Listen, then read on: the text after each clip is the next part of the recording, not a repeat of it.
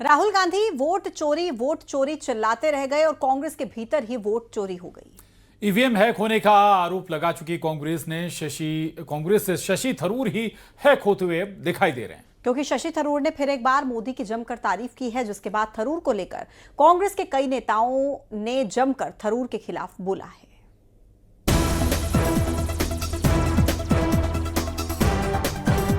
कांग्रेस नेता और सांसद शशि थरूर ने एक बार फिर कांग्रेस की बेचैनी बढ़ा दी। कांग्रेस थरूर पर हमलावर हो गए।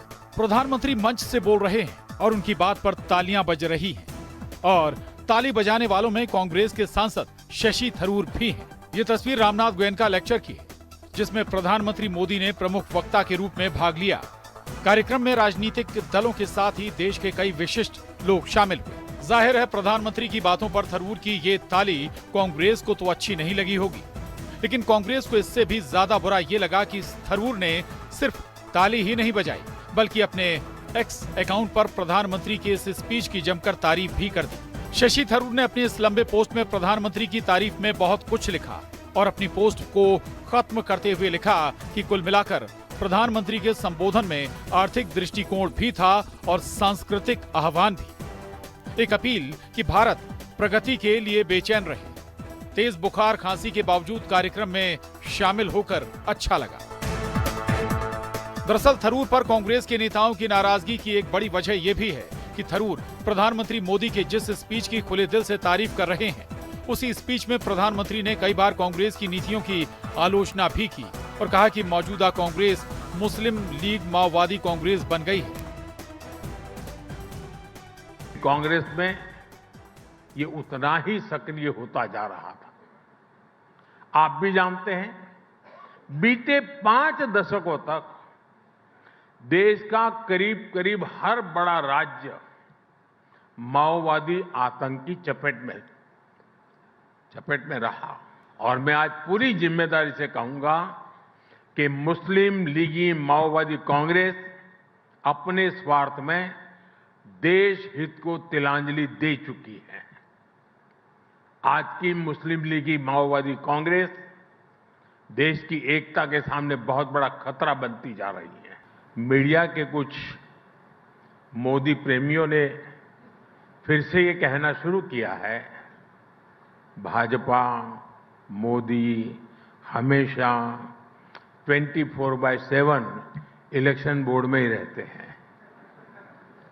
मैं समझता हूं चुनाव जीतने के लिए इलेक्शन मोड नहीं, 2400 घंटे इलेक्शन मोड में रहना जरूरी होता है। इमोशनल मोड में रहना जरूरी होता है, इलेक्शन मोड में नहीं।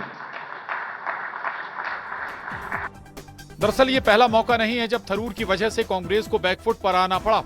इससे पहले भी कई बार थरूर का रुख पार्टी लाइन से अलग रह चुका है और अब एक बार फिर मोदी की तारीफ करके वो कांग्रेस के निशाने पर आ गए हैं और अब कांग्रेस के नेता थरूर के पार्टी में बने रहने पर सवाल उठा रहे हैं। बजट कैसे होना चाहिए, किन लोगों के हाथ में पूरी आर्थिक व्यवस्था चलनी चाहिए, देश के साधन संसाधन किसके लिए उनका इस्तेमाल होना चाहिए। इसमें अगर आप कांग्रेस की विचारधारा में नहीं विश्वास करते हैं और उसके विपरीत खड़े हुए किसी की तारीफ करते हैं, तारीफ करना आपका अधिकार है, पर मुझे लगता है उस पार्टी में रहना आपके लिए कम से कम उचित नहीं होगा। जब भी कोई राष्ट्र हित की बात करता है, कोई पार्टी के हित की बात करता है, परिवार के हित की नहीं करता और परिवार हित के ऊपर राष्ट्र हित को रखता है या राष्ट्रीय जो है एकता के विषयों को रखता है, तो कांग्रेस पार्टी ऐसे व्यक्ति को गालियां देना शुरू कर देती है और अपनी असहिष्णुता दिखाती है। कुल मिलाकर हाल ये है कि थरूर को लेकर पूरी कांग्रेस में असमंजस है। ना निगलते बन रहा है और ना ही उगलते। सूत्र बताते हैं कि स्थानीय इकाई उन्हें नोटिस भेज चुकी है, लेकिन कांग्रेस आलाकमान उनके खिलाफ कोई कठोर कार्रवाई करने के पक्ष में नहीं है। कांग्रेस का मानना है कि ऐसा करने से शशि थरूर को बेवजह सहानुभूति मिल सकती है। वहीं कांग्रेस का डर यह भी है कि अगर थरूर पर कोई कार्रवाई की जाती है तो खुद पार्टी के भीतर भी गोलबंदी का खतरा है। Bureau report, news 18।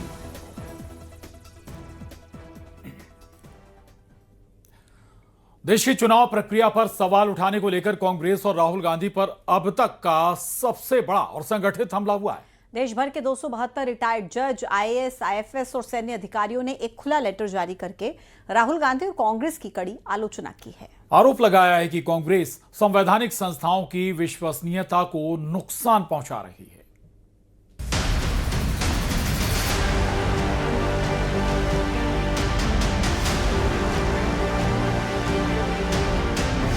सोलह पूर्व जज, 123 रिटायर्ड ब्यूरोक्रेट्स और 133 रिटायर्ड सैन्य अधिकारियों ने एक लेटर जारी किया है, जिसका शीर्षक है संवैधानिक संस्थाओं पर हमले स्वीकार नहीं किए जाएंगे।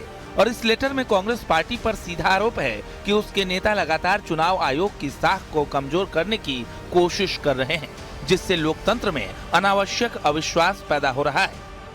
पत्र लिखने का अभिप्राय केवल एक है कि हमारी जुडिशरी, हमारी फौज, हमारा इलेक्शन कमीशन, इसके ऊपर हमें 100% नहीं 200% विश्वास है, और जो उसके ऊपर प्रश्न चिन्ह उठाते हैं मुझे घोर आपत्ति है। पहले अपने आप को देखें, फिर दूसरे के ऊपर उंगली उठाने का जहमत करें। आप वोट चोरी की बात कर रहे हैं और आपने जो वोट डकैती की है उसके बारे में कुछ चर्चा होगी?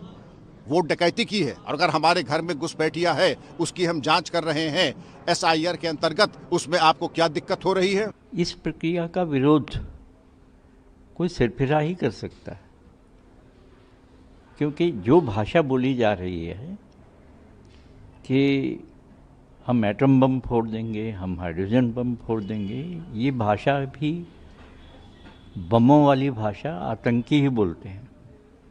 और फिर सरेआम धमकी देना कि तीनों चुनाव आयुक्तों का नाम लेकर कि हम तुम्हें देख लेंगे, रिटायरमेंट के बाद जनता को कहना है कि इनके नाम याद रख लो और ये रिटायर तो होंगे ही, इनको दुरुस्त करना है, ये भाषा जो है सभ्य लोगों की भाषा नहीं है।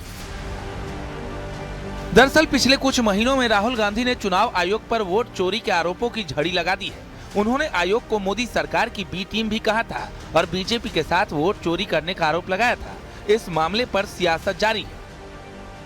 140 करोड़ से ज्यादा देश के आबादी में 272 ये कौन से प्रतिष्ठित लोग हैं, मुझे तो नहीं पता कितने प्रतिष्ठित हैं, लेकिन हाँ, ये पोस्ट रिटायरमेंट बीजेपी के एम्प्लॉयमेंट एक्सचेंज में आवेदन करता जरूर लग रहे हैं। आपने काफी सारे इन लोगों का नाम लिया जो पदों पर रह चुके हैं, इनमें से एक व्यक्ति भी पूर्व चुनाव आयुक्त नहीं है, एक व्यक्ति ऐसा नहीं जिसने चुनाव आयोग में कभी काम किया हो। तो ये सब अपने कार्यक्षेत्र के बाहर की बातें कर रहे हैं। पूरा देश और सभी विपक्षी पार्टियां चुनाव आयोग से ये मांग कर रही हैं कि ईवीएम के स्थान पर बैलेट पेपर से चुनाव कराए जाएं।